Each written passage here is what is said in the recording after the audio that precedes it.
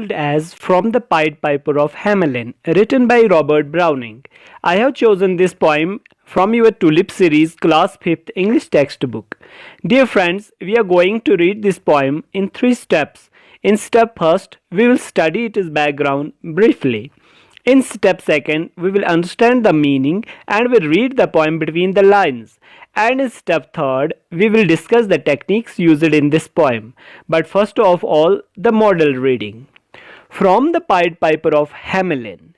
Into the street the piper stepped, smiling first a little smile, as if he knew what magic slept in his quiet pipe the while.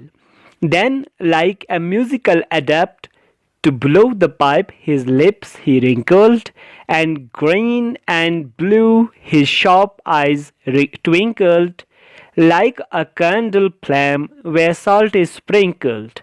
And ere 3 shrill notes the pipe uttered, you heard as if an army muttered, and the muttering grew to a grumbling, and the grumbling grew to a mighty rumbling, and out of the houses the rats came tumbling.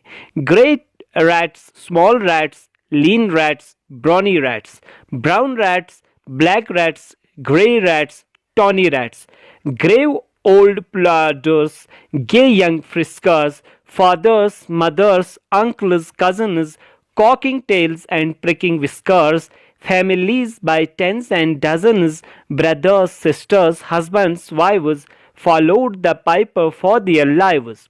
From street to street he piped advancing, and step for step they followed dancing, until they came to the river Weser, wherein all plunged and perished, save one who, stout as Julius Caesar, swam across and lived to carry, as the manuscript he cherished, to Ratland home his.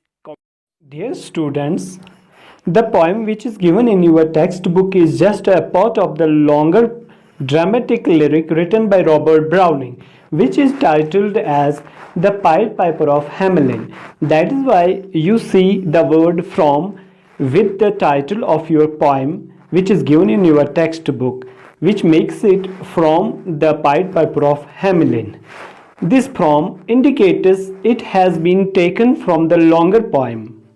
In that very poem, there is a story of a beautiful town named as Hamelin. You should know the story, at least the first part of the story, which will help you in better understanding of the given poem. So the first part of the story goes as: once upon a time, there was a town named Hamelin. The town was beautiful, bustling with energy. But no sooner the happiness of the time was ruined by a plague of rats.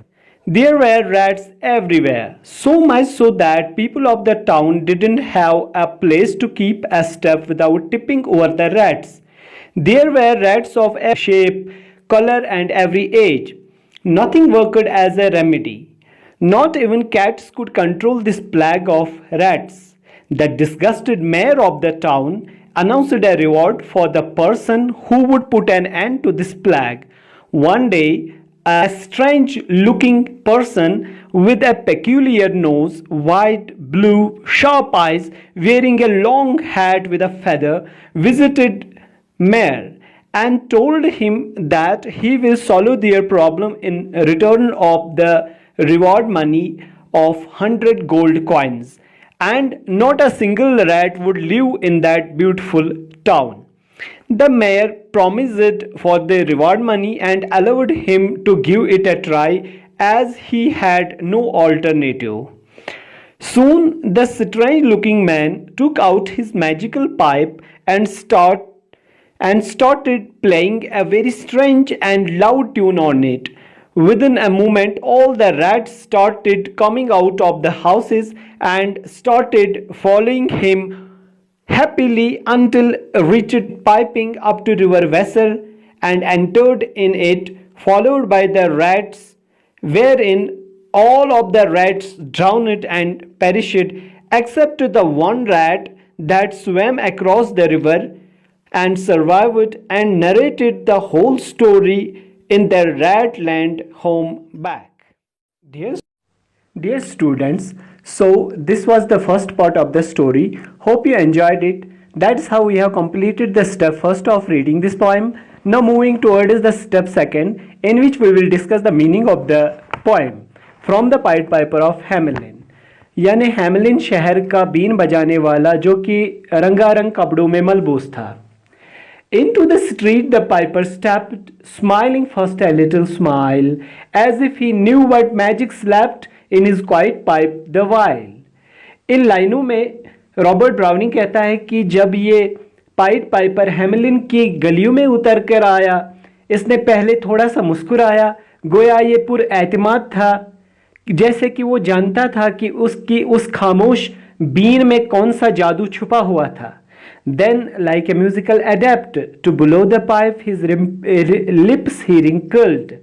फिर एक मौसीकार की तरह उसने अपने होंठों को गोल करके यानी उनमें जुरियां लाके जो ही पाइप यानी बीन को बजाना शुरू कर दिया. And green and blue his sharp eyes twinkled like a candle flame where salt is sprinkled. जो ही उसने बीन बजाना शुरू किया तो उसकी सब्ज और नीली और तेज आंखें इस तरह टिमटिमाने लगी गोया किसी ने जलते हुए दिए पर नमक छिड़का हो. जैसे उस जलते हुए नमक से चमक आती है, उसी तरीके से इसकी आंखों से चमक तेज रोशनी आने लगी. And earth three shrill notes of the pipe uttered, you heard as if an army muttered. और इससे पहले कि इसकी इस बीन से आवाज़ें निकल कर आती, आपको ऐसा महसूस होता गोया फौज के चलने की आवाज़ सुनाई दे रही हो. And the muttering grew to a grumbling, और ये धीमी आवाज़ अब तेज़ आवाज़ में तब्दील हो गई. And the grumbling grew to a mighty rumbling, और ये तेज़ आवाज़ अब और तेज़ आवाज़ में तब्दील हो गई. And out of the houses the rats came tumbling, और घरों से ये चूहे दौड़ते हुए कूदते हुए उछलते हुए बाहर आने लगे. Great rats, small rats, lean rats, browny rats, brown rats, black rats, grey rats, tawny rats.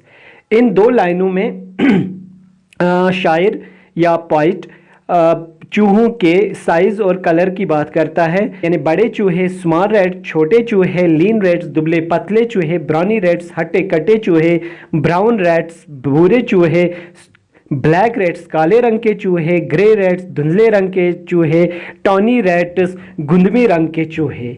Grave old प्लाडर्स, गे यंग फिस्कर्स, इनमें से कुछ गंभीर बूढ़े मेहनती चूहे थे. गे यंग फिस्कर्स, कुछ अभी खुश जवान नाचने वाले चूहे थे. फादर्स, मदर्स, अंकल्स, कजन्स, सब चूहे बाहर आने लगे. बाप, माँ, चाचा, मामा मिलके ये बाहर घरों से आने लगे. Cocking tails and pricking whiskers, अपनी दुम खड़ा करके और मूछे तेज तरारी मूछे लेके. Families by tens and dozens, यानी चूहों के कुंबे बाहर आने लगे. Brothers, sisters, husbands and wives, भाई बहन खाविद बीविया सभी बाहर आए. Followed the piper for their lives, और इस बीन बजाने के वाले के पीछे पीछे चले गए जैसे कि अपनी जिंदगियों के लिए दौड़ रहे थे. From street to street he piped advancing and step for step they followed dancing. वो एक गली से दूसरी गली बीन बजाता हुआ आगे बढ़ता गया और कदम ब कदम ये उसके पीछे नाचते हुए चले जा रहे थे. Until they came to the river Weser, wherein all plunged and perished. जब तक कि वो दरियाई वैसर तक पहुंच गए जिसमें ये सब डूब के तबाह हो गए. Save one, सिर्फ एक चूहे के सिवा. Who stout as Julius Caesar, जो जूलियस सीजर की तरह मजबूत था, बहादुर था. जूलियस सीजर यानी रोम का एक बादशाह, एक लीडर था जो कि बहुत ही बहादुर था. Swam across and lived to carry as the manuscript he cherished to Ratland home his commentary. ये जो ये चूहा बचा, तैरता हुआ दरिया को पार किया, ये बच गया और इसने ये दलील जो इसने आंखों देखा हाल देखा था, ये कहानी अपने हम Dear students, moving towards step third of reading this poem, in which we will discuss the techniques being used in this poem. The first thing we have to look for rhyming words. These are those words which have corresponding sounds and especially form the end or terminal sounds of the lines. Basically, such words are used to produce a musical effect in the poem. As you can see, the end words of lines first, third and fifth line, which are stepped, slept and adapt. Actually, these are the rhyming words. Similarly, the end words of lines second and third, that is smile and